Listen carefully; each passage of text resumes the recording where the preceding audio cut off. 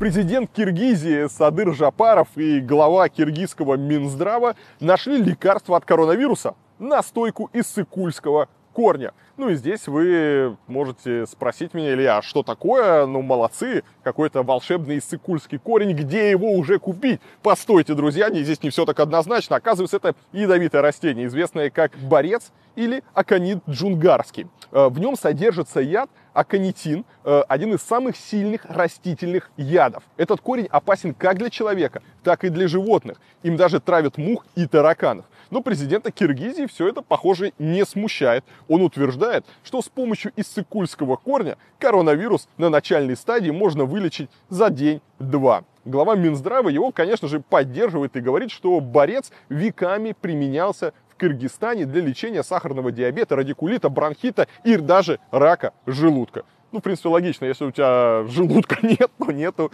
и рака. Вот, теперь они собрались этим ядовитым корнем лечить еще и коронавирус. Причем глава Минздрава не отрицает, что даже от одного глотка настойки человек может просто умереть. Ну, с другой стороны, мертвые тоже не болеют коронавирусом, и можно поправить немножечко статистику. По ее словам, чтобы не умереть, нужно хорошенечко подогреть настоечку, и тогда яд ни на кого не воздействует. Он даже выпил настойку, ну, если, конечно, это она, на камеру. В общем, в Средней Азии завелась своя Танзания с такими же интересными правителями. Единственное, как обычно, жалко людей. Непонятно, сколько помрет, употребляя просто яд. И вообще как-то странно, когда президент и глава Минздрава советуют людям принимать какие-то непроверенные лекарства. И ладно, это была бы какая-то пустышка гомеопатии, не знаю, там святая вода или еще что-то. Но они советуют принимать откровенный яд, от которого наверняка погибнет там не один человек. Это просто какой-то вопиющий пи***ц. И я даже не знаю, кто здесь должен вмешаться, чтобы этот остановить. Ну, к сожалению, да, такие люди есть, и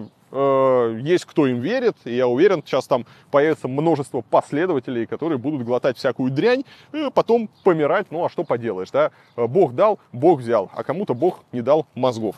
Вот, очень грустная история. С другой стороны, я сразу вспоминаю, когда только начинался коронавирус, помните, были все эти разговоры конспирологов, да, что это богатые придумали специально, чтобы сократить население Земли. После того, как ты видишь, что в Киргизии предлагают лечить коронавирус ядом, я сам начинаю верить в эту конспирологию. Действительно, ведь богатые могли придумать коронавирус для того, чтобы сократить количество дураков на свете.